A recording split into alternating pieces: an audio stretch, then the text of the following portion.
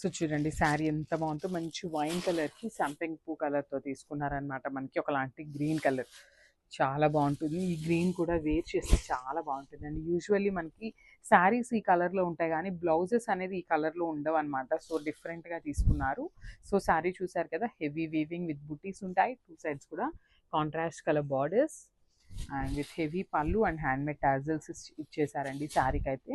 So coming to the blouse part, చూడండి blouse ఎంత బాగుంది. బిన్నీ ఫ్యాబ్రిక్లోనే ఆల్ ఓవర్ జరీ బుటీస్తో ఉంటుంది అనమాట.